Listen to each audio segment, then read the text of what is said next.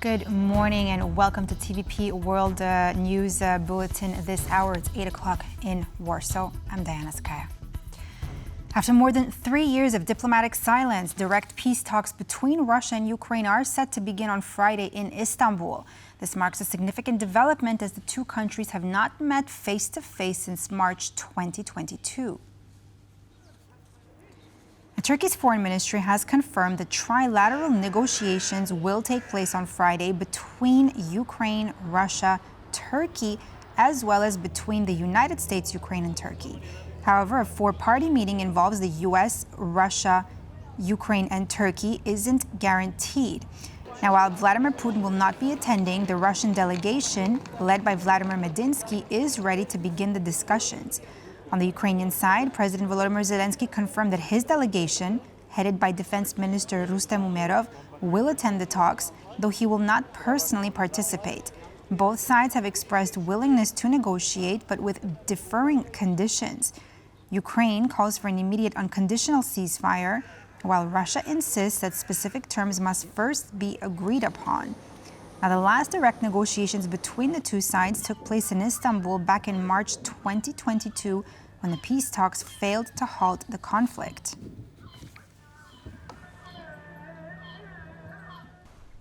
Now, ahead of the direct talks between Russia and Ukraine in Istanbul, Russian negotiator Vladimir Medinsky confirmed that the delegation from Moscow had arrived in Turkey, as instructed by Putin, to engage in bilateral negotiations without preconditions. Here's what he had to say. The delegation arrived today in Istanbul as instructed by President Putin to conduct direct bilateral negotiations with Ukraine without preconditions. We have already held a very productive meeting with the head of the Turkish Foreign Affairs Ministry and clarified our position. Tomorrow morning from 10 a.m. we will wait for the Ukrainian side, which should arrive for the meeting. We are ready to work. In an interview for World News Tonight here on TVP World, Martin Sklenar, Slovakia's former defense minister, shared his perspective on Vladimir Putin's decision to skip the ceasefire talks in Istanbul. Let's listen to what he had to say. Well, he could be afraid of actually talking to Zelensky and looking like the one who doesn't want to end the war, which he does anyway. So I guess that has a big say in his decision whether or not he will be coming to Turkey. But also from this decision of Putin, it is very obvious that the only partner that he wants to talk to is Donald Trump. But if you talk. If you want to solve a situation between Ukraine and Russia, those are the countries who should be involved. I mean, Donald Trump can only do as much as facilitating these kind of discussions, but obviously Putin wants something else rather than Ukraine.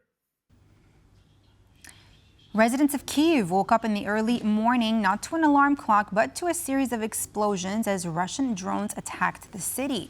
According to local authorities, the attack resulted in a fire breaking out in the non-residential Sviatoshynskyi district. No casualties have been reported in the Ukrainian capital so far. Now, the Ukrainian Air Force said the drones approached the city from the south and were tracked and engaged by Ukrainian air defense systems in the region. Responding to the attack, officials urged residents to not film any air defense efforts and remain in shelters. According to Mayor Vitaly Klitschko's post on Telegram, the drones reached Kyiv at 6:38 local time. Now, the strikes came amid reports of a ballistic missile threat and ahead of the upcoming peace negotiations between Ukraine and Russia. The defense ministers of the E5 countries, including Poland, Germany, the United Kingdom, France, and Italy, are set to meet in Rome on Friday to discuss further support for Ukraine and preparations for the upcoming NATO summit in June. Poland will be represented by its defense minister, Władysław Kosiniak-Kamysz. Now, the talks between the defense ministers of the 4 EU countries and the United Kingdom will focus on key strategic issues, current security challenges, and prospects for strengthening European defense. The Italian Defense Ministry said this in a statement. It went on to add that coordinated support for Ukraine at a key moment for stability on the continent will also be among the main topics. The meeting will be held at the headquarters of the Italian Air Force, Palazzo dell'Aeronautica. The E5 is an informal format of cooperation. It was established in response to current geopolitical challenges. Previous meetings of the defense ministers in the E5 format were held in March this year in Paris, in January this year in Warsaw, and in Berlin in November 2024. Tensions are rising on NATO's eastern flank after a Russian fighter jet violated Estonia's airspace. The aircraft was reportedly surveilling a military operation involving the interception of one of Moscow's Shadow Fleet tankers. The incident took place while the EU is working on the 17th sanctions package aimed to counter Russia's Shadow Fleet activities. In the Gulf of Finland, a dramatic situation unfolds. Follow my instructions. Alter your course. An unflagged oil tanker, suspected of being part of the Russian Shadow Fleet, gets intercepted by the Estonian Navy. This is Estonian warship, Papa 67. Despite these calls, the tanker refuses to answer. Moments later, a fighter jet appears overhead. But it's not Estonian. Russian Federation sent a fighter jet to check the situation. And this fighter jet violated the NATO territory, close to 1 minute. The entire situation took place on Tuesday, but the video circulating on social media is now adding gravity to the incident. TVP World cannot independently verify the footage at this time. But whether the video itself is real or not, the incident is as real as it gets. And it's seen by top Western officials as a major escalation from Russia. This is something very new. So we need to understand that Russia has officially tied and connected itself to Russian Shadow Fleet. This has indeed been the first time that a Russian fighter jet intervened during the interception of a Shadow Fleet tanker. The infamous Shadow Fleet consists of old decommissioned ships used by Moscow to circumvent Western sanctions and sell restricted goods like oil. This is done through a number of deceptive tactics, like switching off transponders, ship-to-ship cargo transfers and more.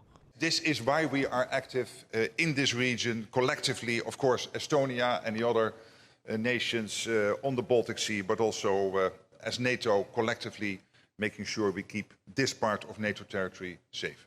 In an exclusive interview for TVP World, the Swedish defense minister said these hybrid operations are exactly the reason behind Europe beefing up its defense spending. Of course, we look to the excellent Polish leadership, of course, being the best in Europe when it comes to Article 3 work and beefing up the armed forces. And this is absolutely necessary. And we do this in order to strengthen NATO's capability to defend and deter. And we do that, of course, to make sure that there will not be any confusion on the Russian side in regards to our determination to uphold the Swedish territorial integrity and our allies' territorial integrity.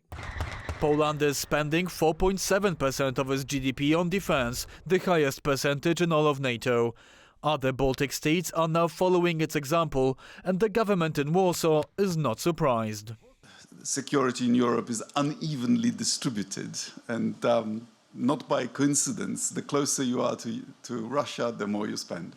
This latest Russian provocation on the Baltic Sea came as the European Union was in the middle of adopting its latest sanctions package, aimed specifically at the infamous Shadow Fleet. For TVP World, I'm Kazimierz Łysiak. According to the chief of the General Staff of the Polish Armed Forces, Wiesław Kukuła, NATO will start gathering more forces to secure the Baltic Sea. Now, the news comes after the Estonian Navy had to escort that Russian Shadow Fleet tanker from its territorial waters. Now, Kukuła said that NATO's reaction to such incidents is going to become much harsher. Apart from warships and aircraft, the alliance will use new technology, such as drones, to monitor the Baltic Sea. Kukuła also said that NATO will introduce a naval patrol on the Baltic Sea similar in procedure to the alliance's air policing mission. These patrols work around the clock and are aimed at monitoring and reacting to threats. When an unidentified craft enters NATO airspace over the Baltic, the alliance scrambles its jets to intercept in a matter of minutes.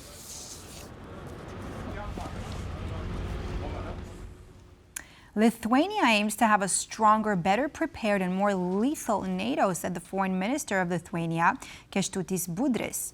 The official stated that the country will seek to advocate for this during the upcoming NATO summit in The Hague. According to Lithuania's chief diplomat, the country's priorities during the summit in the Netherlands will include increased defense spending, more pressure on Russia, and continued support for Ukraine. Lithuania plans to increase its military spending up to 6% of GDP between 2026 and 2030. According to Budrys, NATO countries must achieve the mark before 2032 because of Russia's rapid pace of regenerating its forces. The Lithuanian official also added that the plan needs political will and financial planning, but at least from Lithuania's perspective, is achievable.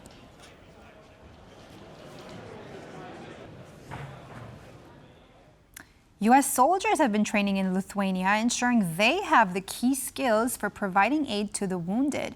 All this in a simulated field hospital. Our reporter Zuzana Jurek had a chance to experience this firsthand. The Griffin Lightning exercises aim to test the operational readiness, deployment, and the speed at which NATO alliance could respond should a potential adversary attack occur. These exercises aim to test the speed of deployment, operational readiness, as well as deployment capabilities of the alliance.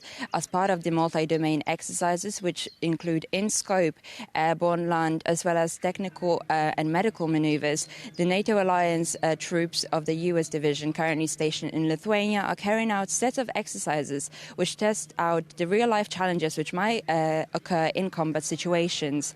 As part of these exercises, the potential challenges which have been encountered and identified include the electricity shortages in operation rooms, which the US forces have touched upon while speaking with us. So without power, we are able to continue to provide, again, life-saving care. However, we could tie off or use pressure, control some other hemostatic agents in order to control the bleeding. And we would often, we have headlamps that we could use in order to provide light. OR is usually the first part of the hospital that gets power back as soon as possible. However, we could continue on if the patients required it to save their life. Additionally, the method and speed at which potential resources could get over to the frontline field hospitals are also being trialled out. To that end, the personnel responsible for blood transfusions and transportations are using simulated blood in order to test out the conditions which might be encountered during potential clashes with enemies. This particular type of unit can process about 3,000 blood products a week. So within a week's time frame, they can receive and then ship out about 3,000 blood products. Finally, the fundamental question of how quickly the U.S. allies could get over to the front lines was touched upon by Lieutenant Colonel Kani.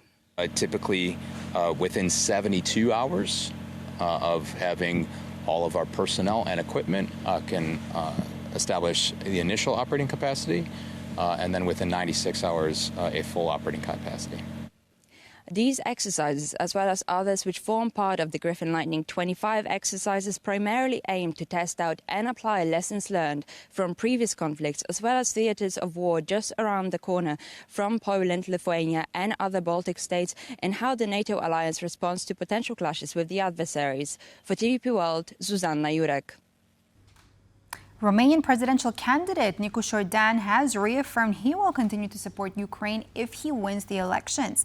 According to Dan, if Ukraine loses to Russia, Romania will have to increase military spending to prevent Moscow from attacking yet another country. In the unfortunate event that, God forbid, Ukraine capitulates or becomes a kind of Belarus, Romania will have a much more aggressive neighbor, and then its military expenditures will increase considerably.